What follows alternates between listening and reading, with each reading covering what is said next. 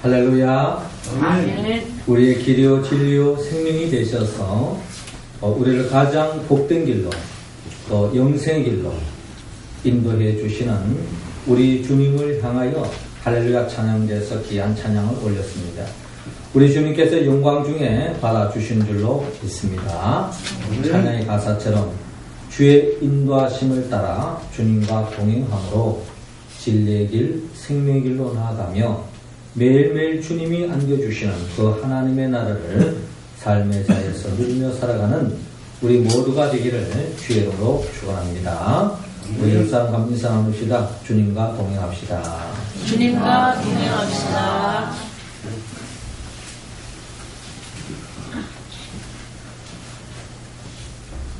마가복음 11장에 보면 예수님께서 베다니 지방에 도착했는데 그때 마침 예수님께서 이 무화과 나무를 바라보시고 거기에 다가가셨습니다. 예수님께서 무화과 나무에 잎이 무성한 것을 바라보시고 그 무화과 나무 잎이 무성할 즈음에 무화과 나무는 많은 열매를 맺기 때문에 그 열매를 먹기 위해서 예수님께서 무화과 나무로 다가갔습니다. 예수님께서는 하나님의 아들로 신성을 품고 있지만 그럼에도 불구하고 우리를 구원하기 위하여 인간의 몸으로 오셨기 때문에 인성을 가진 자로서 또한 우리가 느끼는 동일한 감정을 같이 가지고 계셨습니다. 배가 고프면요, 예수님도 배가 고픈 겁니다.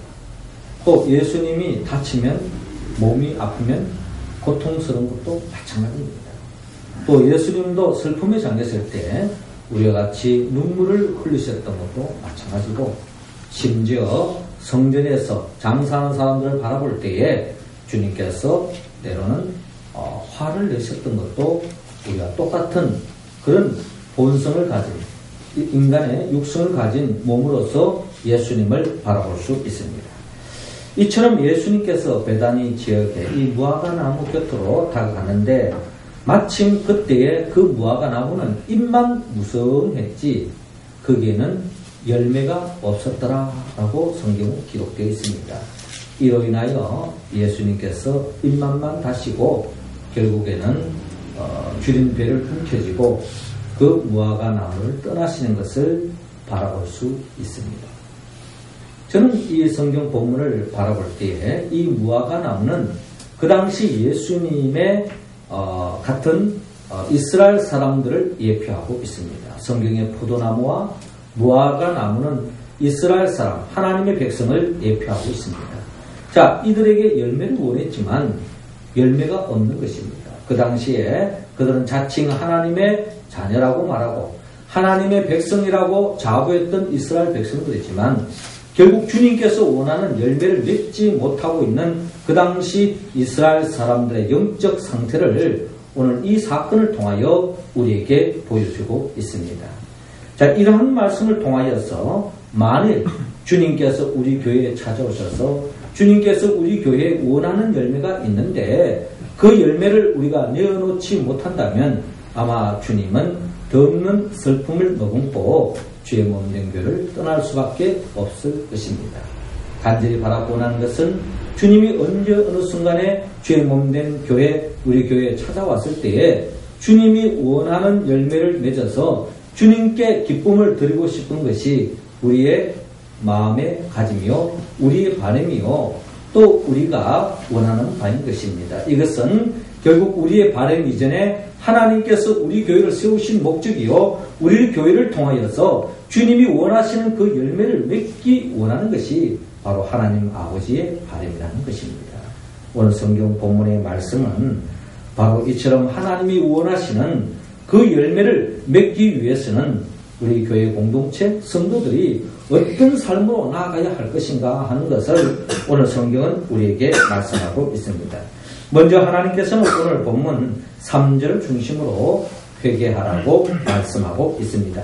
3절 말씀 우리 같이 한번 읽습니다. 시작. 너희에게 이르노니 아니라 너희도 만일 회개하지 아니하면 다 이와 같이 망하리라. 아멘. 하나님께서는 우리 모두가 주님이 언제 어느 순간에 오시더라도 주님이 원하는 열매를 맺기 위해서는 하나님께서 우리 모두에게 먼저 회개하라고 말씀드렸습니다. 자, 이 말씀을 하기에 앞서 오늘 본문 1절은 이렇게 시작되고 있습니다. 그때 마침 두 사람이 와서 빌라도가 어떤 갈릴리 사람들의 피를 그들의 제물에 섞은 일로 예수께 아뢰니라고 기록되어 있습니다. 자, 이 본문 1절의 말씀은 역사적인 사실입니다.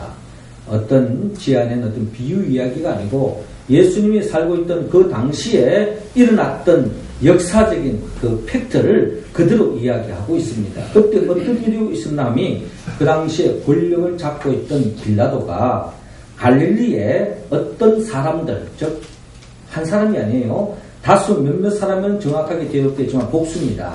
이 어떤 사람들의 피를 그들의 제물에 섞은 일로 예수께 아뢰니라고 기록되어 있는 것처럼 이 빌라도가 자기 권력을 힘을 이용해가지고 그가 하나님을 믿는 사람은 아니었던 것 같아요.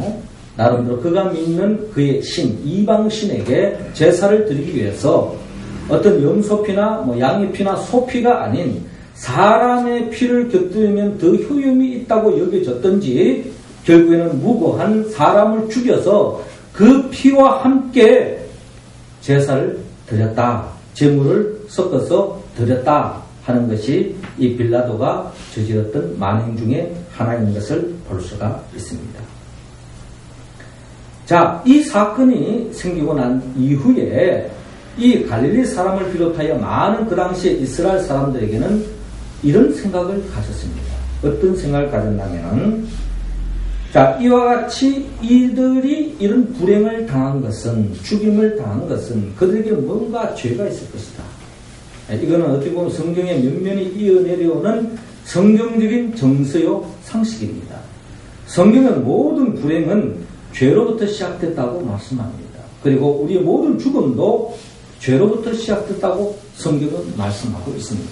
자, 이런 맥락에서 볼 때 이 사람은 무고하게 이 빌라도의 제물이 되어서 죽음을 당했기 때문에 이런 사실을 바라보고 종교적인 관점에서 접근해 볼 때 아마 이 사람들은 엄청난 죄를 지어가지고 빌라도에 의해서 죽임을 당했을 것이다 라고 생각하는 것이 그 시대적 정서였다라는 것입니다. 자, 이때에 예수님께서 2절에 이렇게 대답하십니다. 너희는 이 갈릴리 사람들이 이같이 해받음으로 다른 모든 갈릴리 사람보다 죄가 더 있는 줄 아느냐라고 주님께서 말씀하고 있습니다. 자, 이처럼 갈릴리 사람 몇 사람이 빌라도에서 죽음을 당했는데, 자, 이 사람이 죽은 것이 그들이 다른 모든 갈릴리 사람보다 죄가 더 많아서 큰 죄를 저지르기 때문에 이런 일을 당했다라고 생각하고 있느냐라고 주님께서 묻고 있는 것입니다. 왜 이렇게 묻습니까? 그 당시 많은 사람들이 그렇게 생각하고 있었다는 겁니다. 그때에 주님께서 3절을 통하여 분명히 말씀합니다. 너희에게 이르노니 아니라 너희도 만일 회개하지 아니하면 다 이와 같이 망하리라 라고 말씀하고 있습니다. 자, 이 말씀 속에 분명한 것은 우리가 죽임을 당하지 않은 것은, 즉 그 당시에 다른 죽지 않은 갈릴리 사람들은 죽은 사람보다 죄를 짓지 않았기 때문에, 무고하기 때문에, 깨끗한 자이기 때문에, 정결한 자이기 때문에 죽임을 당하지 않은 것이 아니라는 것을 주님께서 분명히 환기시키고 있습니다. 그리고 더 나아가 주님께서 하시고자 하시는 말씀은 살아있다고 하는 것은 죄를 짓지 않았기 때문에 사는 것이 아니라 우리에게 하나님이 성령을 부여해 주신 것은 하나님의 특별한 뜻이 있다는 것입니다. 그 뜻이 뭔고 하니 결국에는 회개하라는 겁니다. 회개할 수 있는 기회를 우리에게 줬다는 거예요. 그래서 이 죄로부터 회개함을 입지 않고는 결국 주님께서 망하리라 라고 말씀하고 있습니다. 한마디로 주님은 이 사건을 통하여서, 이 시사적인 사건을 통하여서 회개를 촉구하고 있었다라는 것입니다. 회개는 하고 싶으면 하고 하기 싫으면 하지 마라, 이런 선택 조항이 아닙니다. 회개는 하나님의 강력한 이 시대를 향한 하나님의 명령입니다. 왜 회개를 촉구했습니까? 죄를 품고서는 절대로 하나님이 우리에게 주고자 하는 그 하나님의 나라의 기쁨을 맛볼 수 없다는 것입니다. 그러나 세상 사람으로 이야기합니다. 적당히 죄 짓고 적당히 수단과 방법을 가리지 않고 그 죄를 지음으로써 얻는 게 얼마나 많으냐, 조금만 양심만 속이면, 조금만 거짓말하면, 조금만 사기치면 큰 돈이 벌을 수 있다라고 하는 이런 세상 시대적인 사조 속에서 많은 사람들이 죄를 지어서라도 자신의 행복을 추구하고자 원하는 것이 많은 사람들의 생각인데, 그 생각은 마귀가 안겨주는 생각이라는 것입니다. 결코 성경은 우리에게 분명히 말씀합니다. 죄를 짓고서는 결코 하나님의 나라의 복을 누릴 수 없다 하는 것이 창세기부터 요한계시록을 통하여 우리에게 들려주시는 하나님의 강력한 명령의 말씀이다라는 것입니다. 죄를 품고서는 우리는 아무것도 할 수 없습니다. 죄를 품고서는 우리는 참된 행복으로 나아갈 수 없다는 것입니다. 예수님께서 이 땅에 주의 복음을 전가하실 때에 세례 요한이 먼저 그 사역을 펼쳤죠. 마태복음 3장에 보면은 세례 요한은 회개하라, 천국이 가까이 왔다라고 말씀합니다. 죄의 문제가 해결되지 않고는 가는 천국은 말할 것도 없고 이미 시작된 하나님의 나라가 우리의 삶의 자리에 찾아오고 있는데, 그 하나님의 나라는 죄를 품고서는 그 하나님의 나라를 맛볼 수 없다는 것입니다. 자, 이 말씀은 세례 요한에 이어서 예수 그리스도도 마태복음 4장에 동일한 말씀을 하십니다. 회개하라, 천국이 가까이 왔느니라. 세례 요한과 예수님이 동일한 말씀을 합니다. 죄의 문제가 해결되지 않고는 참된 기쁨, 행복으로 나아갈 수 없다라는 것입니다. 그런데 문제는 사람들이 자신이 죄인인 줄을 모르고 있다, 착각하고 있다라는 것입니다. 자신이 죄인임을 모르는 사람은 가장 불행한 사람입니다. 누가복음 6장 41절에 보면 예수님 이런 말씀을 하셔요. 어찌하여 형제의 눈 속에 있는 티는 보고 네 눈 속에 있는 들보는 깨닫지 못하느냐. 너는 내 눈 속에 있는 들보를 보지 못하면서 어찌하여 형제에게 말하기를 형제여 나로 내 눈 속에 있는 티를 빼게 하라 할 수 있느냐. 외식하는 자여 먼저 네 눈 속에 있는 들보를 빼라. 그 후에야 네가 밝히 보고 형제의 눈 속에 있는 티를 빼리라 라고 말씀하고 있습니다. 우리 어른들 쓰는 그 속담 중에 이런 게 있어요. 똥 묻은 개가 겨 묻은 개 나무란다, 이런 이야기가 있습니다. 자신의 죄성은 그 누구보다 자기 자신이 잘 압니다. 그것을 감추기 위해서 많은 사람들이 다른 사람의 허물을 강하게 들춰냅니다. 강하게 들춰내면 들춰낼수록, 부풀려서 이야기할수록 자기 죄가 감춰질 것으로 착각합니다. 착각 중에 착각입니다. 우리는 남의 죄를 이야기하기 전에 자신의 부족함, 자신의 죄성을 알 때에 주님께서 예비하신 그 하늘나라의 기쁨으로 한 걸음 더 나아갈 수 있다라는 것입니다. 성경은 우리에게 분명히 이야기합니다. 인간은 죄인이다. 로마서 3장 13절 15절을 통하여 우리의 본질상 진노의 자녀로서 죄성을 그대로 품고 있다. 13절 이하로 보면 그들의 목구멍은 열린 무덤이요 그의 혀로는 속임을 일삼으며 그 입술에는 독사의 독이 있고 그 입에는 저주와 악독이 가득하고 그 발은 피 흘리는데 마른지라 라고 기록되어 있습니다. 죽이고 멸망시키는 데에는 몸짓이 빠릅니다. 다른 사람을 멸망시키고 죽은 일에 있어서는 만사를 제쳐놓고 눈이 반짝반짝하면서 그 일을 도모하지만 선한 일에 대해서는 손 하나 깜짝하지 않는 것이 멸망의 자식의 특징입니다. 여러분들 삶은 어떻습니까? 주의를 하고 선한 일을 하는데 여러분 신바람 납니까? 아니면 다른 사람을 헐뜯고 죽이는데 신바람 나고 있습니까? 우리 자신을 한번 들여다볼 필요가 있다는 것입니다. 그러므로 주님은 우리 자신의 죄를 회개하기를 원합니다. 인간은 자신의 범죄를 감추려고 쉽게 망각합니다. 결국 멸망에 이를 수밖에 없다는 것입니다. 여러분, 하나님 앞에 주인임을 크게 깨달을수록 하나님의 그 큰 은혜를 입을 수 있습니다.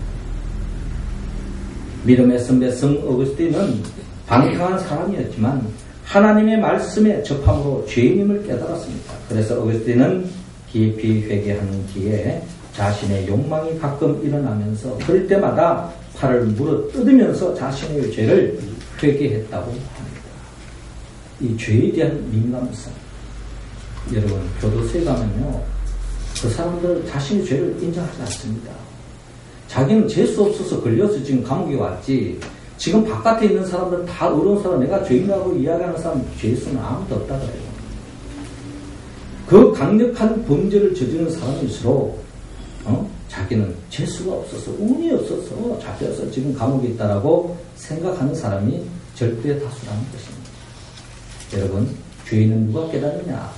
의인이 자기의 죄성을 더 강하게 깨닫는다 하는 것이 성경을 통하여 우리 믿음의 선배를 통하여 경험할 수 있는 이야기입니다.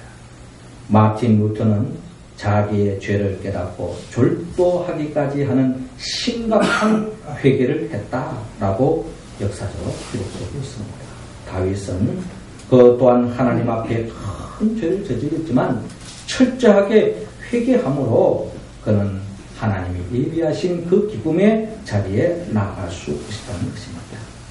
사랑하는 성도 여러분, 주님과 같은 열매를 맺기를 원하십니까?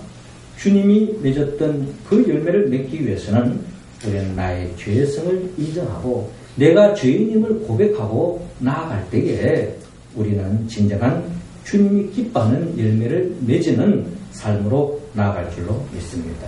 우리 모두는 자신의 죄를 깨닫고 회개함으로 주님이 기뻐하는 열매를 맺으며 나아갈 수 있는 우리 모두가 되기를 주의 이름으로 축원합니다.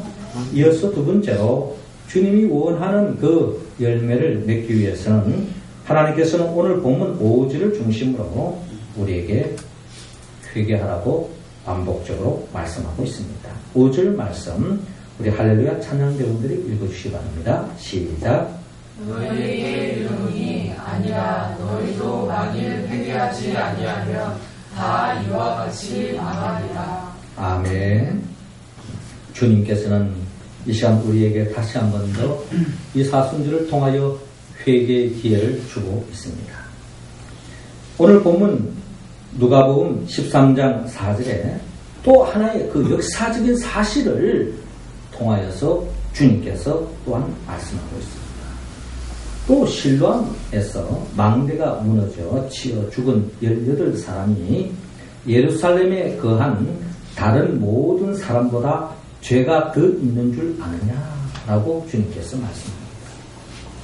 주님께서 사는 그 시대 속에 이런 불상사, 어떤 안전사고, 이런 어떤 불행의 역사가 일어난 것 같습니다. 실로암에 망대가 있었는데 그 망대가 무너져서 거기로 인하여 치어 죽은 사람이 18명이나 무고한 사람이 죽임을 당했다. 여러분, 이런 사건 우리가 신문 통해 늘 경험하잖아요. 뭐 비행기 사고를 통하여, 자동차 사고를 통하여, 뭐 늘 그냥 유치원들, 어린이 학생들까지도 그런 죽음을 당하는 것을 우리가 볼 수 있는데, 이 18사람이 죽은 것이 너희들보다 무슨 큰 죄를 지어서 죽은 줄로 생각하느냐? 한마디로 그렇지 않다는 것입니다. 주님께서 5절을 통하여 너희에게 이르노니 아니라 너희도 만일 회개하지 아니하면 다 이와 같이 망하리라 라고 말씀하고 있습니다. 여러분, 털어서 먼지 하는 사람 누가 있겠습니까? 다 주인입니다. 여러분, 큰 바위 덩어리가 물속에 가라는 거나 모래 알갱이가 물에 가라는 거나 똑같습니다. 어떤 죄를 지었든지 우리는 하나님 앞에 심판의 대상이다.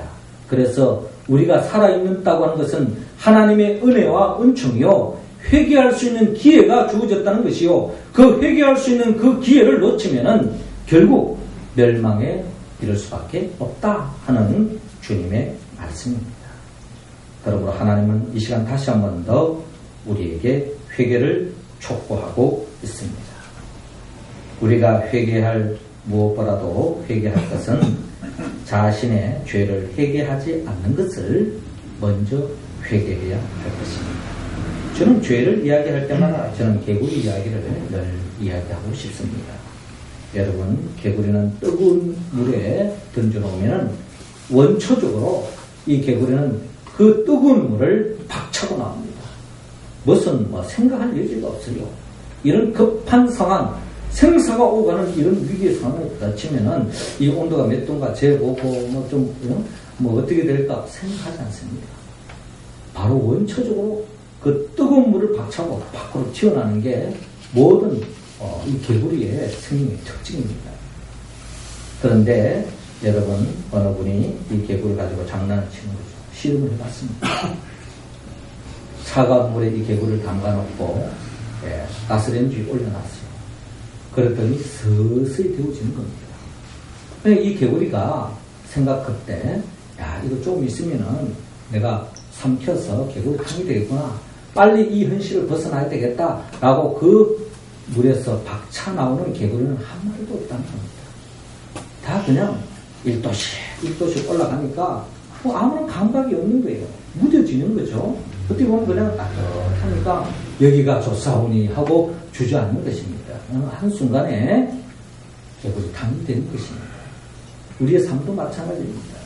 죄에 대한 심각성은 이루 말할 수 없습니다. 그 심각성을 우리가 알고 있고 그 죄의 순간에 빠지면은 이래서는 안 된다고 그 순간에 우리는 결단하고 회개하고 박차고 나올 것입니다. 그러나 죄의 특성은 서서히 우리를 죄에 대해서 무뎌지게 만들고 죄에 대해서 민감성이 떨어지고 무뎌지면서 죄에 서서히 젖어가면서 죽음에 이르는, 멸망에 이르는 것이 보편적인 이야기라는 것입니다. 그러므로 주님은 우리가 이 죄의 자리에 빨리 벗어나도록 촉구하는 마음으로 오늘 또한 이 시간에 다시 한 번 더 회개의 말씀을 합니다. 우리가 잘 아는 예수님의 12제자 중에 가룟 유다와 베드로의 차이점은 뭡니까? 가룟 유다나 베드로나 똑같은 주님으로부터 배반하고 주님을 또한 팔아넘겼던 제자들이고 주님을 부인했던 사람입니다. 그런 의미에서 보면 누가 더 큰 죄를 지었느냐? 가름할 필요가 없어요. 가룟 유다가 팔아먹기 때문에 더 큰 죄를 지었지 않냐? 천만의 말씀.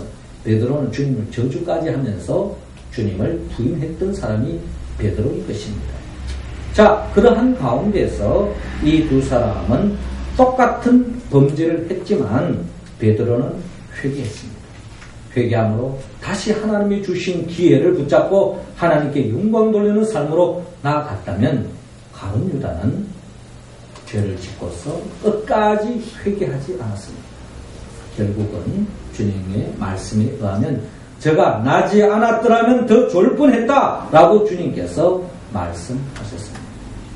회개의 기회를 놓치지 않기를 원합니다. 여러분, 누가 지옥 가고 누가 천국 갑니까? 이 세상에서 한 번도 죄를 짓지 않은 사람이 천국 갔다는 이야기는 없습니다.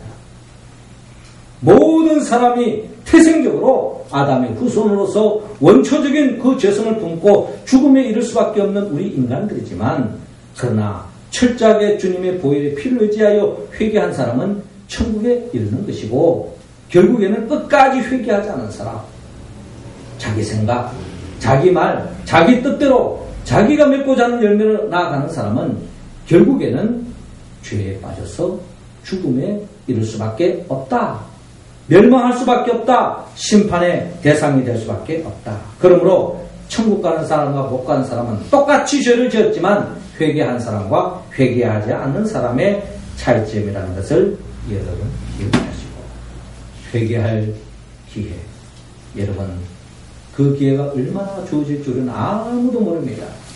저와 여러분들의 그 삶이 여러분 10년 보장되어 있다면 9년까지 마음대로 사시고 10년째 그냥 회개하고 무식하고 살아보십시오.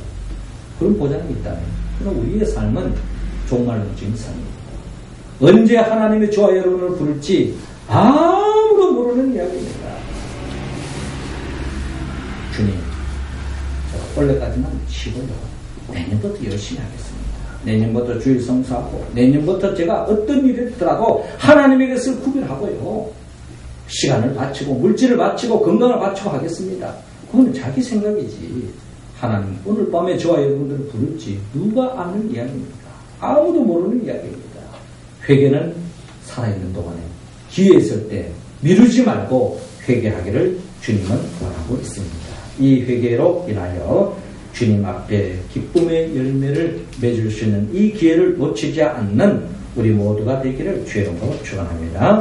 마지막 세 번째로 주님께서 우리에게 다시 한 번 더 9절을 통하여 회개하라고 말씀하고 있습니다. 9절 말씀 우리 같이 한번 읽겠습니다. 시작. 이후에 많이 열매가 맺으면 좋거니와 그렇지 않으면 찍어버리소서 하였다 하시니라. 아멘. 예수님은 회개를 촉구함으로 하나님 나라를 열어가고 있습니다. 그리고 이어서 결론적으로 예수님께서 시대적인 사실을 근거한 이야기가 아니라 비유를 통하여서 주님께서 또한 이어서 말씀하십니다. 6절을 보니까 한 사람이 포도원에 무화과 나무를 심은 것이 있더니 와서 그 열매를 구하였으나 얻지 못했습니다. 포도원 지객이 이르되 내가 3년을 와서 이 무화과 나무에서 열매를 구하되 얻지 못하니 찍어버리라. 어찌 땅만 버리겠느냐? 라고 말하는 것입니다. 대답하여 이르되 주인이여 금년에도 그대로 두소서.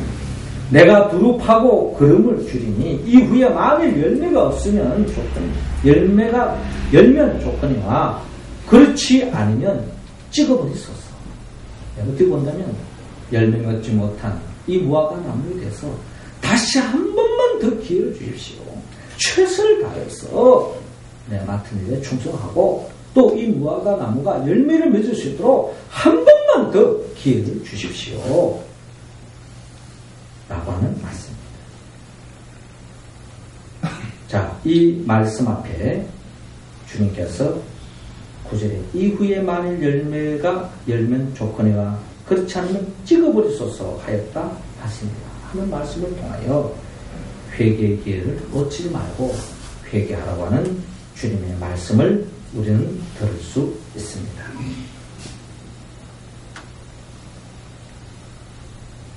우리가 회개해야 할 것은 분명히 있습니다. 성경은 갈라디아서 5장 19절 이하를 통하여 육체의 일은 분명하니 곧 음행과 더러운 것과 보색과 우상 숭배와 주술과 원수 맺는 것과 분쟁과 시기와 분냄과 당 짓는 것과 분열함과 이단과 투기와 술 취함과 방탕함과 또 그와 같은 것들이야. 전에 너에게 경계한 것 같이 경계하는 이런 일을 하는 자들은 하나님의 나라를 유혹으로 받지 못할 것이라고 말씀하고 있습니다. 여러분들 삶의 자리에 하나님의 나라를 유혹으로 받고 있습니까? 하나님을 맛보고 있습니까? 원인은 딴간입니다. 내가 스펙이 부족해서, 내가 좋은 직장에 못 들어갔기 때문에, 내 사업이 안 되기 때문에, 내가 호주머니에 돈이 없기 때문에, 천만의 말씀. 여러분, 죄를 품고서는 내 이 세상에 그 모든 것이 다 갖추어졌다 할지라도 하나님이 주시는 그 복을 누릴 수 없습니다. 하나님과 아무 관계가 없다는 것입니다. 그러나 여러분들 삶이 힘들고 빡빡하더라도 죄의 문제가 해결되어지면요, 결국 그 어려움은 어려움으로 끝나지 않습니다. 하나님의 섭리 속에 연단하시고 이를 통하여 더 큰 복이 예비된 줄로 여러분 믿으시기 바랍니다. 마귀는 우리에게 7가지 방법으로 우리를 죄를 도모하게 합니다. 샌버그 박사는 짐승을 비유를 통해서 우리가 쉽게 저지른 죄가 교만이다. 교만이 뭡니까? 자기의 신분에 맞지 않는, 자기 정체성을 알지 못하는 거예요. 하나님 앞에 교만한 모습으로 답합니다. 분노합니다. 음란합니다. 의심합니다. 그리고 게으릅니다. 중상모략합니다. 무엇보다도 위선적인 삶을 살아가는 사람. 이런 삶은 결국 하나님이 예비해 놓으신 그 복에 참여할 수 없다라는 것입니다. 교회라면 교회다워야 할 것이고, 성도라면 성도다워야 할 것이고, 목사라면 목사다워야 할 것이고, 중직자라면 중직자다워야 할 것입니다. 이런 모습이 아닌 교회의 모습과 세상 밖의 모습이 다르다면 결국 하나님의 심판의 대상, 멸망할 수밖에 없을 것입니다. 주님은 이러한 죄로부터 노출되어 있는 우리를 성경을 통하여 우리의 실존을 말씀의 거울을 통하여 우리에게 보여주고 있습니다. 이 말씀 앞에 설 때 우리는 절망할 수밖에 없습니다. 주님께 가까이 다가갈 수가 없습니다. 어떻게 이런 삶을 자리에서 하나님의 복을 이야기할 수 있고 꿈꿀 수 있겠습니까? 주님은 우리를 정죄하기에 앞서서 우리가 용서하기를 원하고 새로운 삶의 기회를 주기 위해서 주님은 우리의 저지른 그 모든 죄를 친히 짊어지시고 십자가에 못 박혀 돌아가셨습니다. 주님께서 이사야 1장 18절 통하여 말씀하시기를 오라 우리가 서로 변론하자. 너희 죄가 주홍 같을지라도 눈과 같이 희어질 것이요 진홍같이 붉을지라도 양털같이 휘게 되리라. 즉 주님 앞에 회개하고 나아가면 주님께서는 더 이상 죄를 묻지 않고 우리의 모든 죄를 흰눈같이 양털같이 깨끗하게 씻겨주신다고 약속하고 있습니다. 사랑하는 성도 여러분, 이 사순절 기간 동안에 우리가 주님 앞에 많은 열매를 맺기 원하는데 그 열매를 맺는 데 장애가 되어지는 그 모든 죄를 철저하게 회개하고 죄사함의 은총을 받아서 더없이 주님이 기뻐하는 열매를 맺으며 나아가는 우리의 모습 되기를 원합니다. 죄사함의 은총을 받을 때 우리는 성령의 열매, 사랑과 희락과 화평과 오래 참음과 자비와 양성과 충성과 온유와 절제의 열매를 맺음으로 진정 주님이 기뻐하는 삶, 사명을 감당하는 삶으로 나아갈 줄로 믿습니다. 그리하여 성령의 도우심으로 우리 모두가 태신자를 가슴에 품고 그들에게 전도하여서 주께로 인도하는 하나님이 가장 기뻐하는 생명의 열매를 맺으며 나아가는 우리 모두가 될 수 있기를 주님은 원하고 있습니다. 사랑하는 성도 여러분, 이를 위해서는 회개해야 한다는 것입니다. 회개해야 한다. 이 회개 또한 성령의 도움을 받아야 됩니다. 나를 위하여 이 땅에 오시고 죽으시고 부활하신 예수 그리스도의 영 보혜사 성령의 도움을 받아 오늘의 이 말씀에 응답하는 우리의 모습, 우리 사순절 기간이 되어서 부활의 영광에 참여함을 받는 하나님이 예비하신 축복에 참여함을 받는 우리 모두가 될 수 있기를 주의 이름으로 축원합니다. 기도드리겠습니다. 생명의 영 보혜사 성령이시여 이 시간 우리 모두에게 성령 충만함을 허락하여 주옵소서. 회개의 영을 더하여 주옵소서. 자신의 죄를 깨닫게 하여 주옵소서. 자신의 죄를 회개하게 하여 주옵소서. 회개에 합당한 열매를 맺게 하여 주옵소서. 예수님의 이름으로 기도드리옵나이다. 아멘.